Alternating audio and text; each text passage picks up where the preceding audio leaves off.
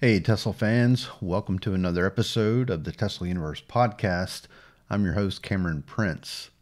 Sorry I missed you all last week. My son Nate had a band concert. He plays trumpet now, so I had to attend that. Maybe you'll get to meet Nate in a future episode if we can ever get out of this office. And speaking of that, so here is my studio. This is where we'll be building the model. And as you can see, I've got the base set up here on a kind of temporary little stand to work on in the middle of the room. And over here, we have the assembled 3D printer. That was about a 10-hour job, but glad to see it complete. And it was a lot of fun too. There's my first print there, a little Batman kind of boomerang, batarang, whatever you call those things, but it turned out pretty well. Kind of hard to get focus on it here. There we go. Yeah, it's pretty nice. So that turned out really good. And over here we've got the laser cutter. This is a K40, and as you can see, I'm doing some work on it. I've torn the bed out. I got a jack there so I can raise the bed. I can adjust it. Currently working on air assist. I've got a new laser head, new mirrors, a new lens. Here's a drag chain for the airline. I was experimenting with a retractable. Not really sure which I'll use, but probably the drag chain. And it's already got a drag chain, but this airline won't fit in there with the cable for the laser pointer. So working through that, that should be operational soon. And you know, we're going to get started. We're going to get started building this model. Oh, the other thing there that I've got to do is I've got to do a cutout to get that exhaust fan. That's going to go into a board there in the window. And I've got another inline fan there to create some pressure, some vacuum inside the unit and blow that exhaust out. But coming along nicely, you'll see more of this room in the future. But for now, let's get back to the office and take a look at the Colorado Springs lab model in SketchUp. All right, so now let's take a look at where things are with the model of Tesla's Colorado Springs laboratory. As you know, that's one of the main focuses of the podcast right now, and I've been working on this for several months. I can say that I'm finally satisfied with the roof, the pitch, and all the angles there, as well as I've been learning about the retractable roof sections and how they're put together. And if we switch over to the screen here, one of the other kind of quantum leaps that I've had of recent is using the photo match feature of SketchUp rather than cutting and pasting into Photoshop. The photo match feature allows me to put the original photo behind the model and maintain alignment and scale, so I'm not constantly having to do that, and it's made the work much more efficient.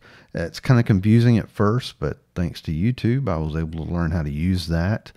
And here you can see what I'm calling photo number 1, and we can turn the model on and off here, and you can see that it's aligning really well.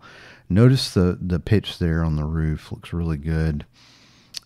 This one is probably one of the harder ones to match to, because it's kind of squished in areas or stretched, but overall looking good there. Let's take a look at some of the other ones. So number 9 is a rear shot, and if we turn the model on and off, see how that aligns nicely too. Even got the window there in the back that we talked about last podcast. Here is number 11. Turn the model on and off. Another rear shot, also showing the window. Number 13, a front shot. Looking good. And number 14, this one was also hard to match. And then what I ended up doing was purposely shrinking the width, but keeping the height consistent. I dropped it by 6%, and that allowed it to fit and look very nicely. And then finally we have number 12 here. If we turn, this is a really odd one too, but was able to get it to match quite well there. So it's looking really good. I'm finally feeling like I've crossed the hump here. I believe everything's downhill from here out. Got the hard parts figured out.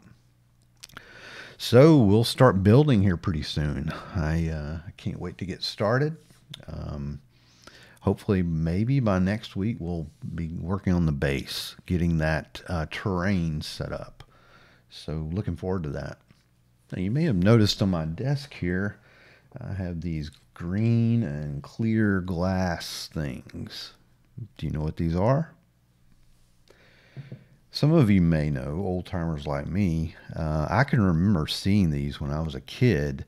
These are insulators, and where I saw them most often when I was younger was along railroad tracks. The telephone poles that ran parallel to the railroad, these would be sticking up, and the wires were attached to them. And you know, you may be wondering what's this have to do with Tesla? Well, let's show you. So if we jump over to the screen here, we're going to go to Tesla's most famous picture from Colorado Springs. And if we zoom in tight here on the primary secondary form, you'll see that on the post of each support, at the top of the post, there is one of the glass insulators. Now, Tesla used this to elevate the ground wire over the secondary windings as a form of protection. It's a strike rail. So the idea there is to keep the high voltage from the extra coil from arcing around the primary form and striking the windings there and inducing that voltage back into the primary circuit. So it was a safety device, a protection. And I purchased this handful of these things so that they could be modeled in 3D, and then we'll 3D print them to go on the model of the Colorado Springs lab that we're building for the podcast. So we'll learn more about those in a future episode, but I just wanted to show you there. Pretty interesting.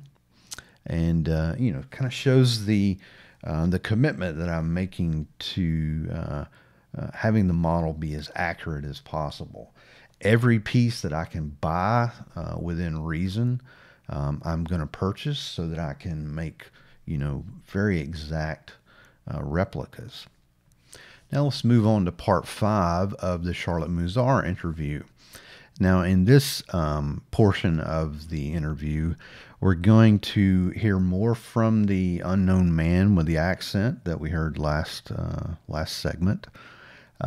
Still haven't determined who that is, but kind of what I thought I might do is look through the credits for both the Master of Lightning book as well as the DVD and see if I can maybe identify who that may be.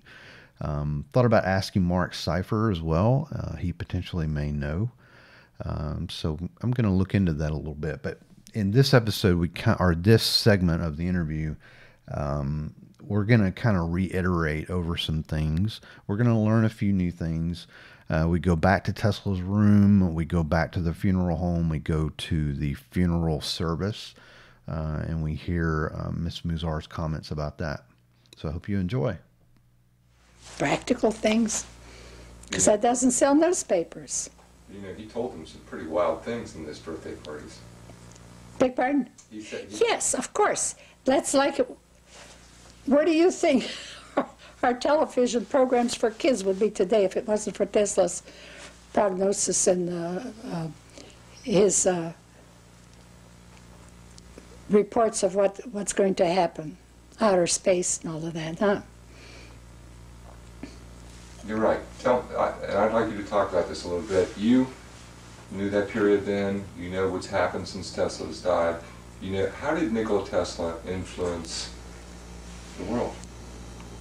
I think I think Nikola Tesla. We have to wait for that. Why don't we pause it for a second? We are rolling. This will be a kind of a repetition, but January 8th, 1943, Sava Kosanovic called you and told you to come to Tesla's room on 33rd floor of New Yorker Hotel. Can you describe your feeling of being in a room of a man you admired, and obviously Sava Kosanovic also, and what was the atmosphere? Were there any details that you now recall? How did I feel when I when I went into the room the day after Tesla's death, when Mr. Kosanovic called me down? My first interest was what was going on with why I was called down. I don't know today, except maybe to help with look through the safe or anything. There was nothing to see. But I looked around to compare how the room looked now as it did in September when I was there, the first and only time I was in the room. I looked around and I saw these little notes that he left certain places for the maid, not to bother this, don't bother that, you know. I have a copy, I took a copy. And then I saw a little crystal vial in which there was some real fine gravel, which I presumed he used for curing his sick pigeons. And I thought, if this would be a nice souvenir from Tesla's room. I called it to my boss's attention. He says, yes, yes, of course.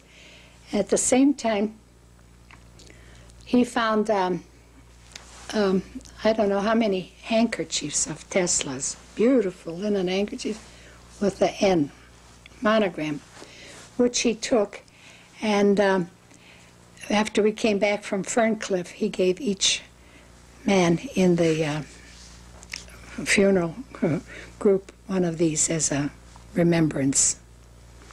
But I had my crystal vial and my rose. I took a rose from the funeral wreath at the funeral home yet. Were there any pigeons in the room at that moment? No. No sign of pigeons. Any cages of pigeons? No cages.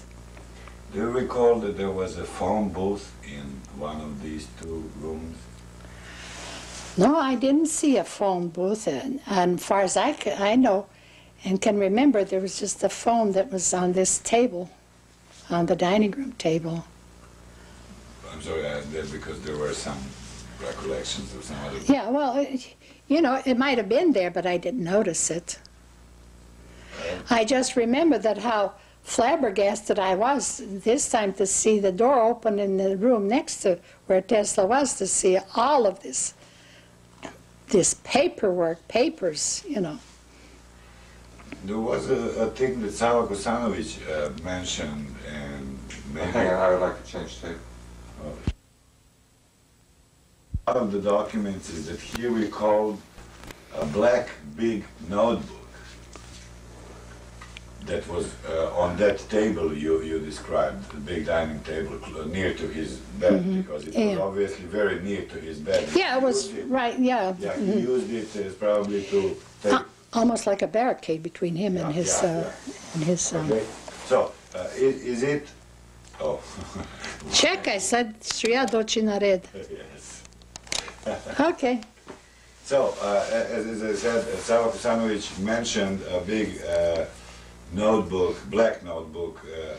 Do you recall that anyone mentioned that in the room or saw it or probably leave it with the papers? No. Because I think I didn't notice any black book or anything that was mentioned by Sava Kosanovic. And perhaps because by the time I got there, some things were cleared out, because I don't remember the bed being there when I walked in. When you came in, the body was not there. No, no, this is after. Yeah. So I'm going to ask her, when did the FBI actually come into the room? Oh, you mentioned, and that's also one of the things that, according to FBI file on Tesla, is not easy to find out. Were people from FBI or any other agency were there before Sava Kosanovic came and later you, or you think it happened probably in the meantime?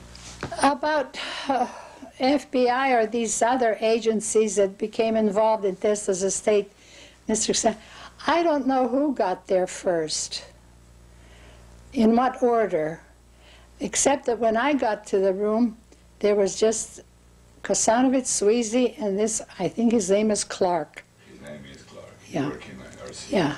yeah. And he left soon after I came. Okay, that's about January 8th. You were there on the memorial service in the St. John de Divine, and you said that the big door was open for the first time. What was the atmosphere in the cathedral? What is your recollection or memories? About the atmosphere and in the cathedral during the funeral services, it was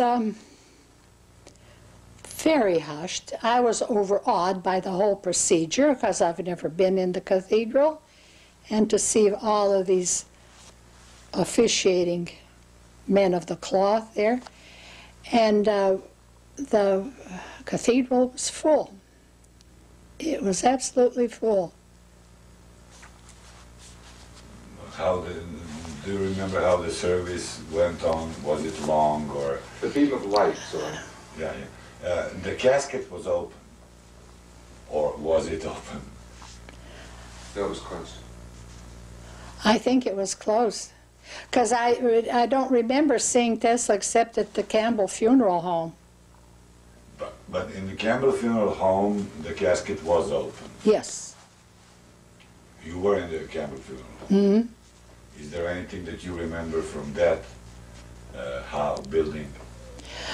No, except I've often wondered what happened to the registry book, because Sava Kosanovic mentioned several notes that the people, you know, who came to pay their respects, they would make some remarks.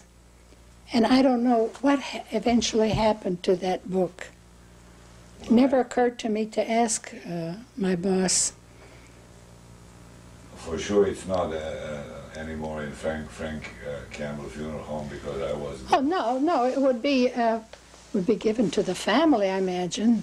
See, but it might be in the museum. I'm not sure. I imagine that's where it belongs. But I did know that they made a death mask at that time. Death mask was made then, yes. Yeah. And one thing I would like to bring up, if someone who's read the book by John J. O'Neill, he mentions that very few people came there. I don't know where he got that impression, because I came there several times and there were always people coming and going. Now, what time of the day or night he came there and saw just a few people, I don't know. But I knew there were many people, and the funeral was so well attended. Your memory, and even if it's one sentence. That's so beautiful. We were just talking about that this morning, so you just blew that apart. That's good. So let's try to please give us in 1, 2, 5 sentences, doesn't matter.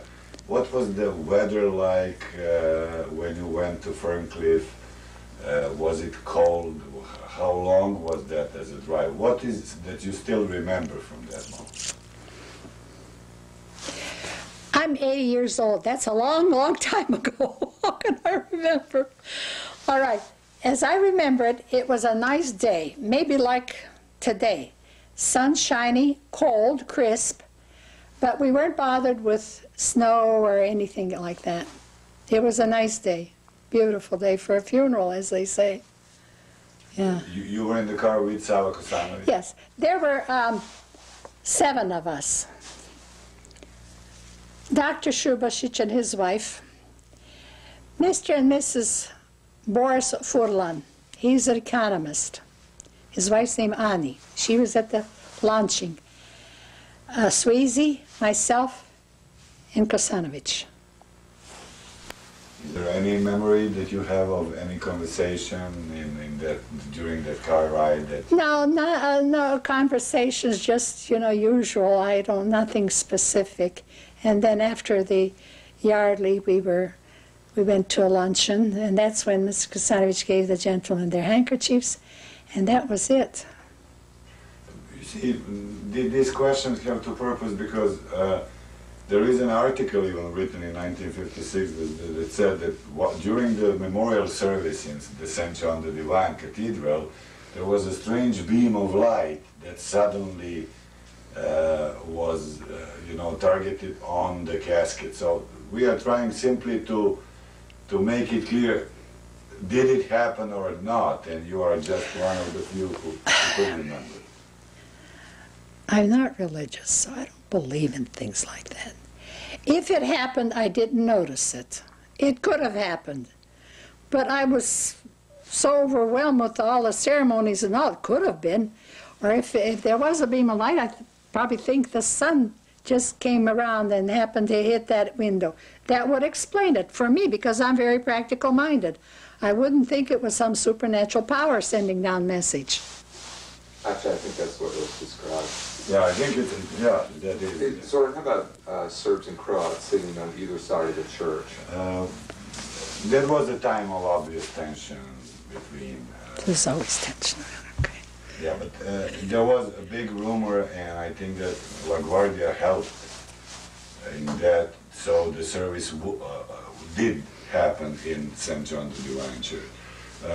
There was a lot of talk about whether it's going to be some political struggle between factions of Serbs and Croats. Was it something that you could pick up in your memory that was really...